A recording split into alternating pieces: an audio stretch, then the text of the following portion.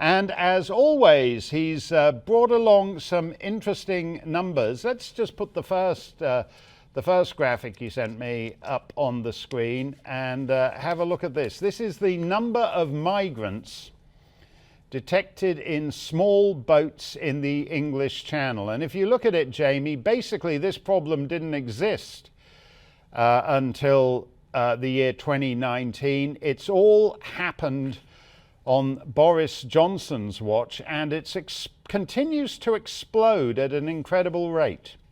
Yeah, good evening, Mark. Yeah, I think the graphic kind of tells the story in itself. Now, before 2018, 2019, when we started getting this problem, remember, the migrants were trying to come into the UK via different routes. So they would kind of go into the back of lorries, or they sometimes would be underneath kind of some lorries. And there was a lot of work done between the English and the French at the borders to try and stop that kind of route. And then what we've seen then pop up is the kind of the trips with the small boats over the English Channel. So yeah, you go back 2018, Mark, 299 in the whole of the year. And it's quite common now for days like that, where you get perhaps 1,000 will coming in one day. And we've seen the numbers go up successively now from 2018. Then we had close to 2,000 in 2019. It was about 8,500 in 2020.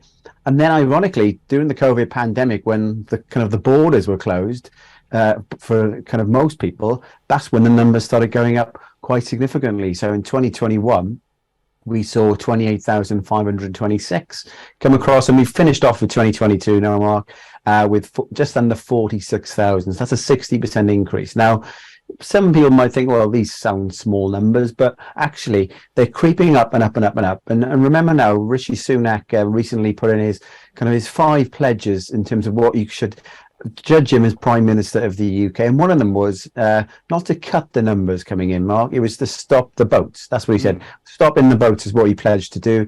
And the bad news for Sunak, I suppose, is since then we had this deal signed with the French in November, where there was like looking at 40% increase in the patrols on beaches. Some of the British were going to go in with the French. They can't arrest people, but they were going to be sharing intelligence over in France. But 2023 started, Mark, and the bad news for Sunak and for people watching is the numbers are, for February and January so far, pretty much double what they were in 2022. So you can't really, it's too early to extrapolate it all the way up already, Mark, but if they don't get a grip on this, the 46,000 that we've seen coming over in 2022, we're going to surpass that, probably by the summer if the kind of the numbers continue the way they are. Now, you've worked out what proportion of these guys are claiming to be Albanian.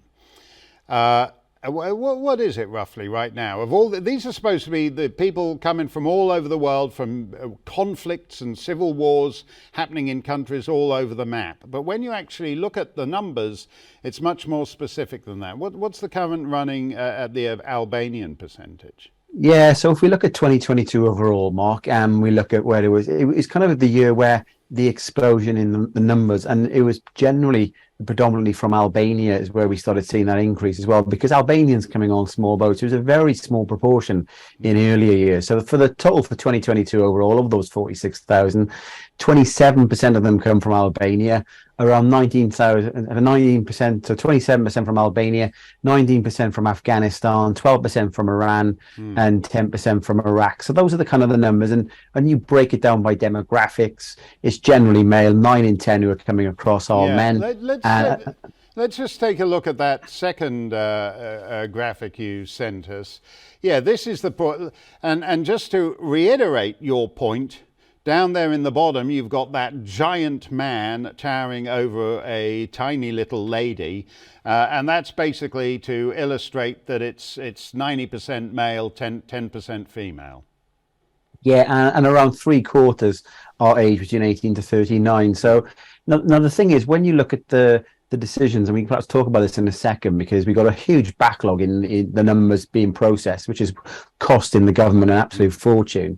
And when you look at the 2021 figures, which is the latest year we actually have got, Mark, we didn't get that many people from Albania approved to stay. It was relatively low. Now, we didn't get many applications looked at through 2021 as well. But so I think Rishi Sunak's talking about, returning people from Albania. I'd question with the figures, then if they are going to say that they're going to return anybody from Albania, well, it makes no sense for those coming over in 2023, and we haven't got the data for the nationality on those. But when the government says, if you're from Albania, we'll return you immediately, well, you throw your papers away, you land in and just say you're from somewhere else. You're not going to be saying you're from a country where you're going to be sent straight back, are you? So I think we've got to look at that kind of issue that might happen as we go into 2023 and continue the kind of in the coming months, I think, Mark. Now, when the media talk about this generally, for example, we've just had a very horrible incident in Italy where one of these migrant boats from the southern shore of the Mediterranean heading to Italy got into trouble, 58 people dead, and that gets a lot of coverage, and when it does, it's always discussed in ways of finding new systems that will enable us to process these people coming over in small boats, taking their life in their hands, find a way to process them more efficiently so that they don't drown at sea, they just reach Europe safely and start getting on the welfare and the benefits and all the rest of it. But what citizens in almost every Western nation want is not a more efficient process of mass immigration. They actually want these people not getting into any kind of vessel at all. They think that the UK has the longest NHS waiting lists in hospitals, so why are we making them longer? And that's true, Mark. If this wasn't kind of seen as an issue for the British electorate, Rishi Sunak wouldn't be putting this as one of his 5 key pledges to sort out, because there are a lot of people out there frustrated with what's going on here. Remember, part of the reason people voted for Brexit, there are very, very many reasons overall, but one of them was to kind of take back control of the border. We're only talking about some people would class as kind of your illegal immigration year. The actual legal immigration in the last year is over 500,000 net into the UK, much bigger. But I think what's not talked about, as you say, Mark, it's tragic when we see these boats, people dying on the boats. But recently, it's costing the UK government around £10 million a day just to house these people who are coming over. And I highlighted on Twitter a couple of weeks ago. I was just looking around, seeing what's going on, because we're going to run out of hotels at some point. You've been covering this on the show, with some hotel kind of owners rejecting kind of contracts to house some people. And Serco have been advertising, and they got an event coming up in Stoke-on-Trent where they've been advertising for landlords to try and house these people. Let's put this was another thing you sent me that I hadn't seen. Let's put this up. Yeah, basically Serco, which has a government contract to provide accommodation for the people who land on the southern shore and arrive by various other means. And as you said, they're filling up all the hotels, so they constantly need all hotels. Basically, there's not going to be a tourism industry because you're not going to have wealthy Americans flying in and staying in the fancy suite and ordering up room service, because the hotel will be full of Albanian so-called refugees. But you've actually listed what's on offer here for landlords.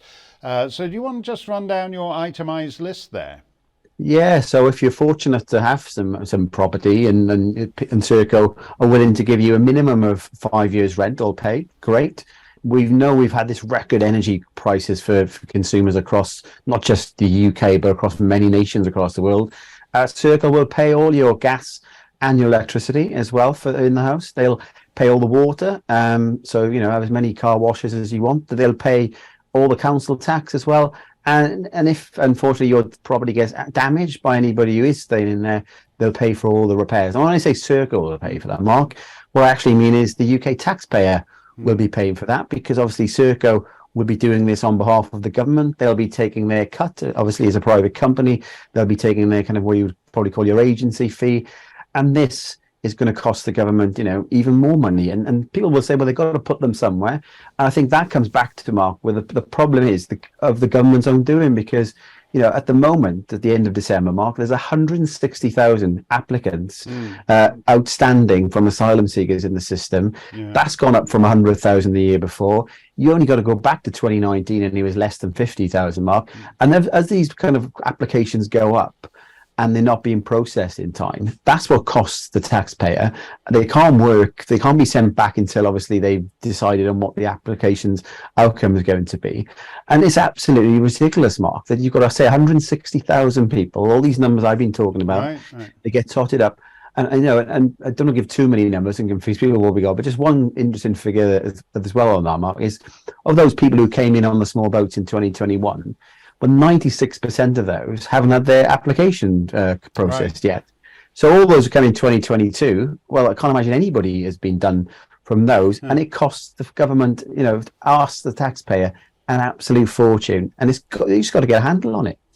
Well, from the refugees' point of view, it doesn't matter whether they get a handle on it and start processing, because once you're in one of these hotels and once you're getting taken care of by the UK taxpayer, who cares? But just to go to this 27% Albanian thing, there's roughly, 200 countries in the world.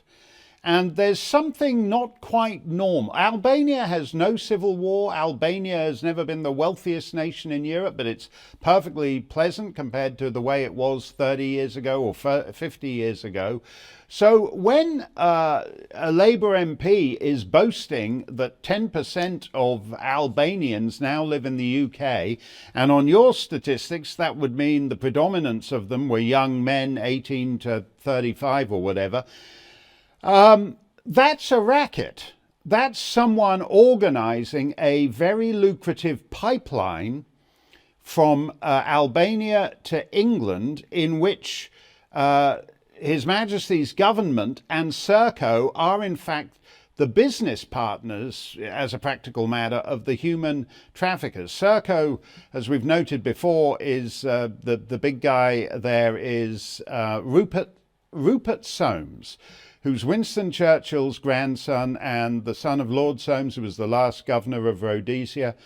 And that's basically the history of the country in 3 generations. Winston Churchill, the Dunkirk flotilla going out, and Rupert Soames, the new flotilla coming in every night.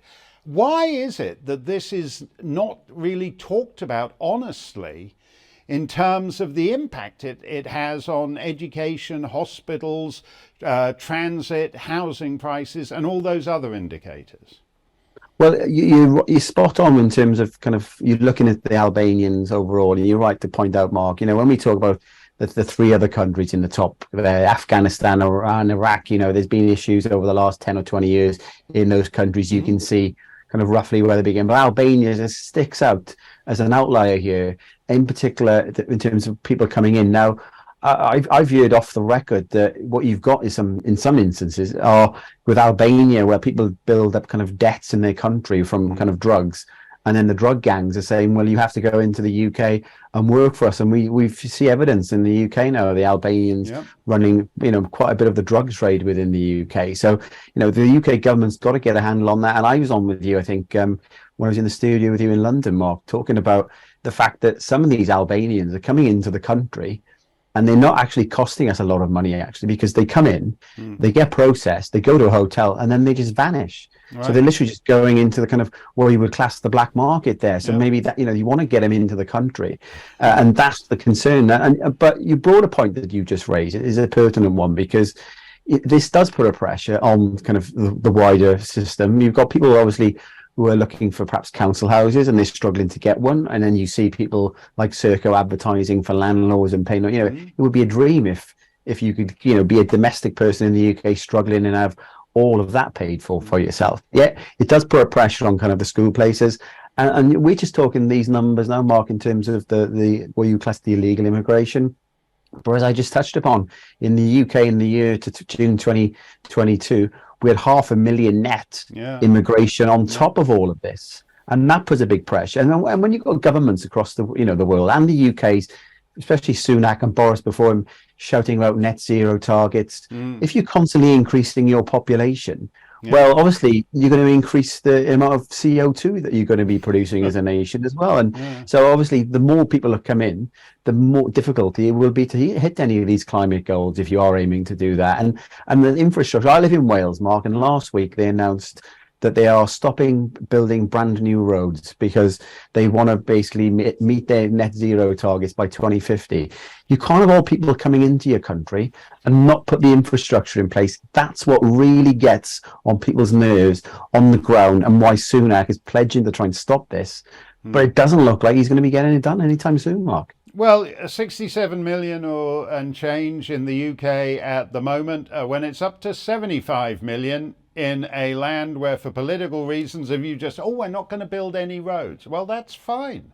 But then don't let in 1,000 Albanians and whatever every night on the southern shore. Thank you very much, Jamie Jenkins. We're always pleased to see you. And this is why Jamie's important, because when you cut away all the sentimental blather about immigration, nation of immigrants, the numbers are brutal. And you can run them for yourself if you follow Jamie on Twitter at StatsJamie, or at his website, statsjamie.co.uk. Ultimately, the numbers will be dispositive.